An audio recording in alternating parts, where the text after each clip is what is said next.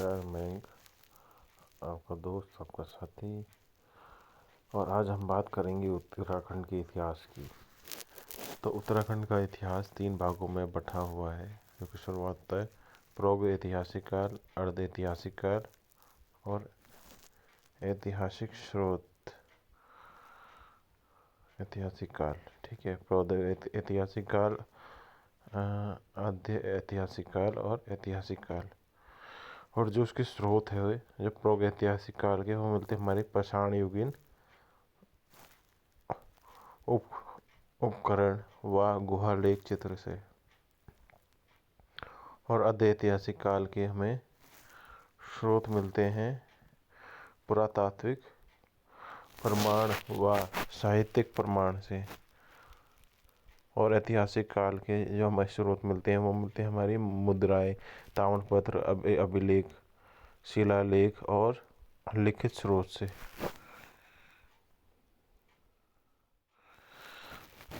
गुहा चित्र शिलालेख।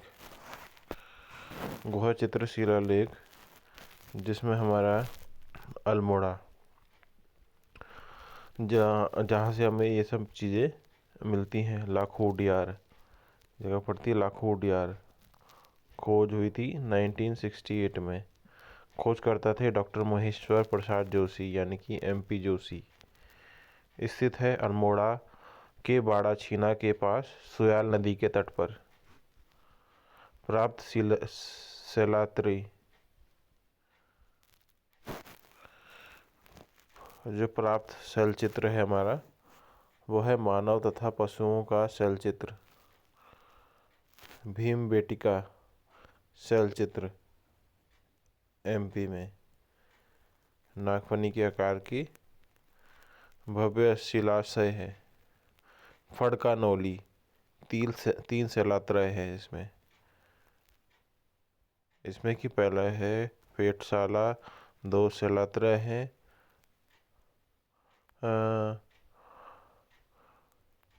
लुएथाप, 3 शैलात्रय है। फल सीमा, अल्मोड़ा के फल सीमा के योग मुद्राएं हैं। व नृत्य मुद्राएं आकृतियाँ वाली मानव आकृतियाँ प्राप्त हुई हैं। फड़का नौला अल्मोड़ा से भी 3 शैलात्रय प्राप्त हुए हैं।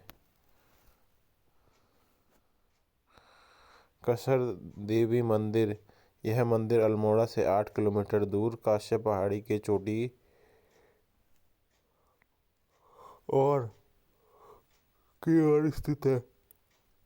इस मंदिर में 14 नृतकों का सुंदर चित्रण प्राप्त हुआ है, जिसमें कि 14 नृतकों का सुंदर चित्र प्राप्त हुआ है। वहाँ से अल्मोड़ा, चमोली, उत्तरकाशी, पिथौरागढ़। यज्ञदत्त शर्मा, पाषाण काल की खोज में 1952 से 1953।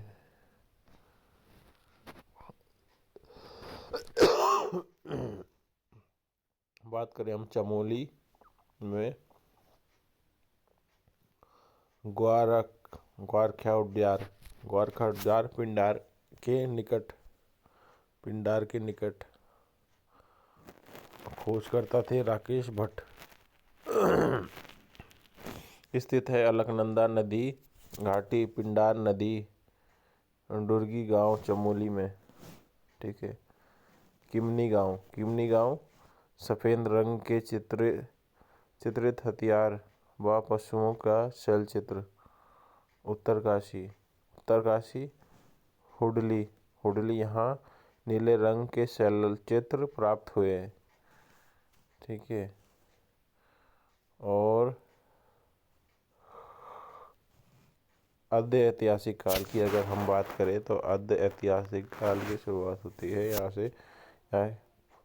पुरातात्विक काल की खोज का श्रेय हैनवुड को जाता है। पुरातात्विक स्रोत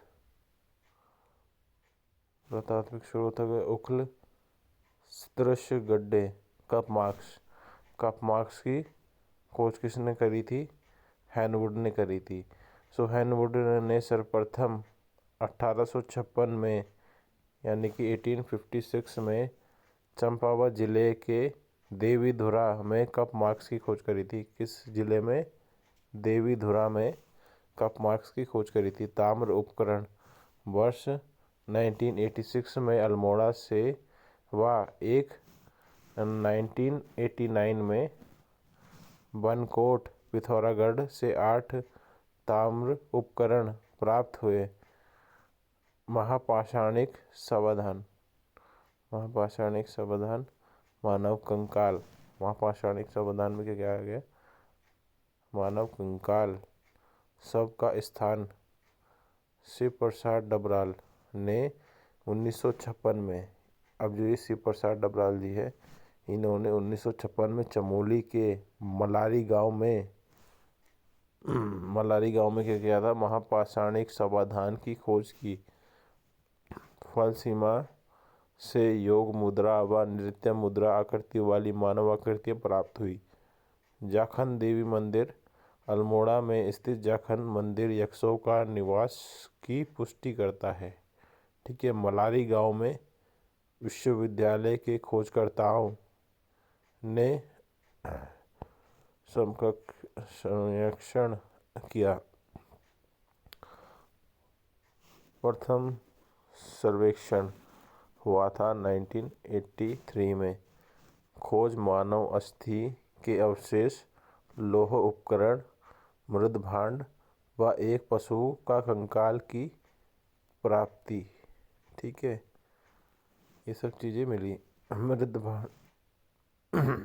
भांड व एक पशु के कंकाल की प्राप्ति हुई। द्वितीय सर्वेक्षण 2001 से 2002 खोज करी नर कंकाल की, जिसका वजन था 5.2 किलोग्राम का स्वर्ण मुखौटा और कांस्य व कटोरा मृद भांड। ठीक है। साहित्यिक स्रोत की बात करी जाए तो साहित्यिक स्रोत में हमारा वेद और उत्तराखंड का सर्वप्रथम उल्लेख मिलता है। वेद में किस वेद में मिलता है? ऋग्वेद में। ऋग्वेद में उत्तराखंड का वर्णन मिलता है। ऋग्वेद में उत्तराखंड को कहा गया है देवभूमि व मनीषियों की भूमि। क्या कहा गया? देवभूमि व मनीषियों की भूमि। ब्राह्मण ग्रंथ में ऐत्रेय ब्राह्मण ग्रंथ और उत्तराखंड के लिए उत्तर कुरु शब्द का प्रयोग किया गया है। इसका उत्तर कुरु का।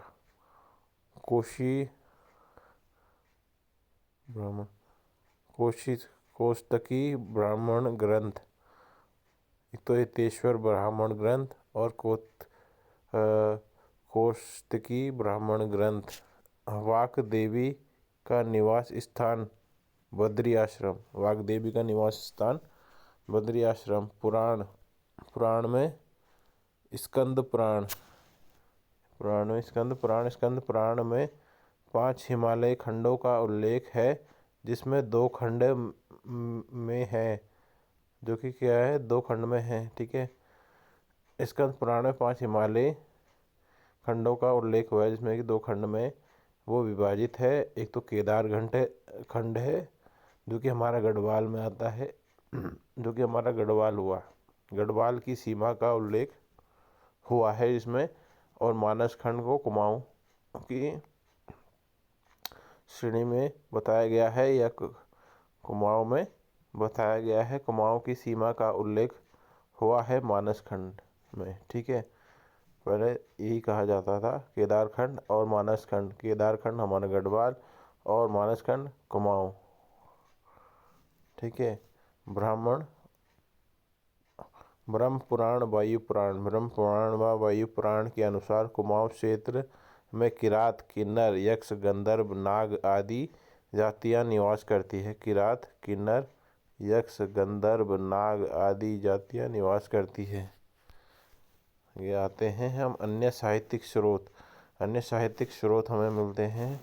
जैसे महाभारत हो गया। महाभारत में हमें आदि पर्व, अर्जुन व उल्लूपी का विवाह गंगा द्वार में हुआ। ठीक है। सभा पर्व, पुल्लिंग राजा सुबाहु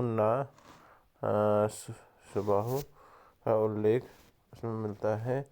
रामायण में टिहरी गढ़वाल की हिमालय पट्टी में विशोन नामक पर्वत पर विशिष्ट गुफा आश्रम एवं विशिष्ट कुंड स्थित है। विशिष्ट गुफा आश्रम एवं विशिष्ट कुंड स्थित है। श्री राम के वनवास जाने और वशिष्ठ मुनि ने अपनी पत्नी अरुंधति ने यही निवास किया था।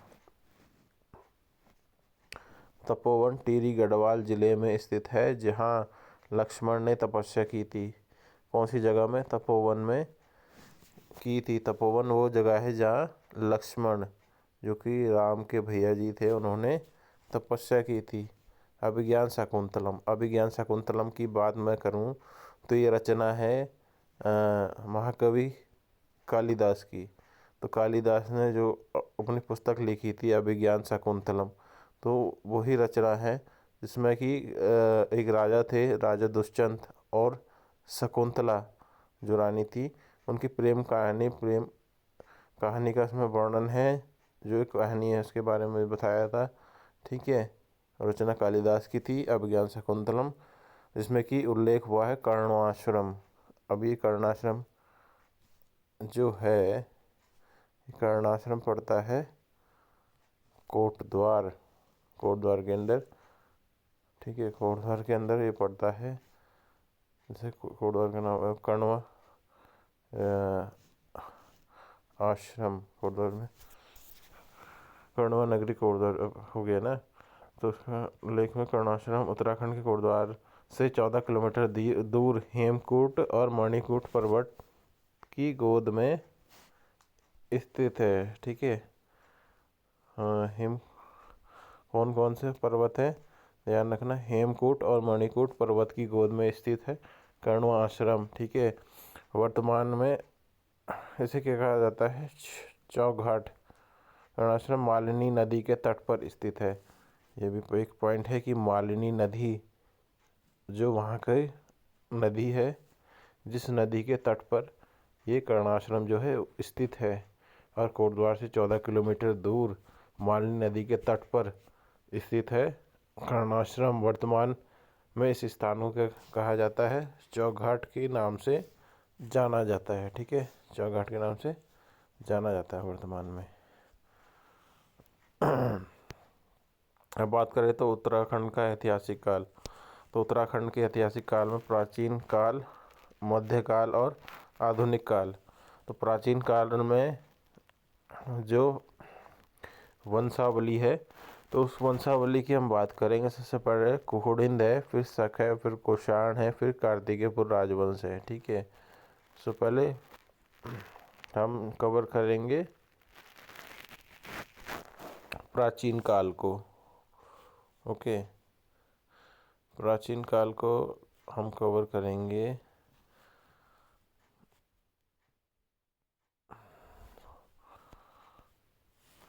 तो इसमें कुड़िंद वंश का प्रारंभ हुआ। तो प्रसिद्ध भूगोलीय विधि टॉलमी में कुड़िंदों को कुड़िंदस कहा। कुड़िंद या कुलिंद। साहित्यिक स्रोत क्या है? लिटरेरी सोर्स है इनके रामायण का किष्किंधा कांड, महाभारत वन पर्व, पाणिनि की रचना अष्टाध्यायी पुराण, मार्कंडेय पुराण, विष्णु पुराण, कलिंदोपश्य, वृहद संहिता रचना वराहमिहिर द्वारा। और क्या है? पुरातात्विक स्रोत यानी कि आर्कोलॉजिकल सोर्स, जिसमें कि कालसी शिलालेख, बरहुत अभिलेख, मथुरा अभिलेख और सिक्के कॉइन्स। ओके, कुड़िंद शासक की बात करें तो कुड़िंद शासकों का शासन उत्तराखंड में 3री-4वीं ईस्वी तक रहा, यानी कि 3rd-4th सेंचुरी तक ये इनका क्या रहा? शासनकाल रहा। ओके, 3री-4वीं शताब्दी तक रहा। अशोककालीन शिलालेख में इस क्षेत्र को अपरांत व इस क्षेत्र के लोगों को पुलिंद कहा। ठीक है, अशोककालीन जो शिलालेख मिलते हैं उसके अकॉर्डिंग, उसके तहत इस क्षेत्र को अपरांत कहा गया और इस क्षेत्र के लोगों को पुलिंद कहा गया है। ठीक है। कुड़िंद वंश की प्रारंभिक राजधानी कालकोट थी। कुड़िंद वंश की जो प्रारंभिक राजधानी थी वो क्या थी? कालकोट थी। कुड़िंद वंश का सबसे शक्तिशाली राजा कौन था? अमोघभूति था। और कुड़िंद जाति उत्तराखंड पर राज करने वाली सबसे प्रथम और सर्वप्रथम शक्तिशाली राजनीतिक शक्ति थी। ओके। और ये जो कुड़िंद थे वो किसके अधीन थे? अधीन यानी कि समकालीन, या बोल लो उनके एकदम साथ में उनके अधीन थे। तो वो थे मौर्य। मौर्य वंश सुना होगा, बिंदुसार, अशोका, ये सब मौर्य वंश के वो थे।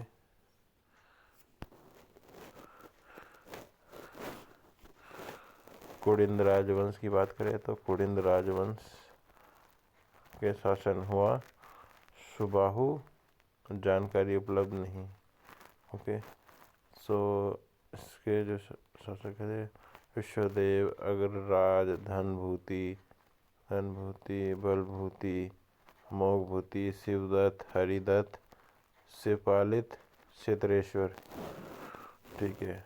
कुड़िंद मुद्राओं के प्रकार थे ठीक है। मध्य हिमालय में प्राप्त कुड़िंद मुद्राओं के कालक्रम में से 3 विभिन्न प्रकार है: अमोघभूति प्रकार, अल्मोड़ा प्रकार और क्षेत्रेश्वर प्रकार। ये मुद्राओं के प्रकार है, टाइप से। ये ध्यान रखना। अमोघभूति प्रकार में जो लिपि है इसकी क्या है? ब्राह्मी है और प्लस खरोष्टी, ब्राह्मी और खरोष्टी लिपि है। धातु है तांबा और चांदी।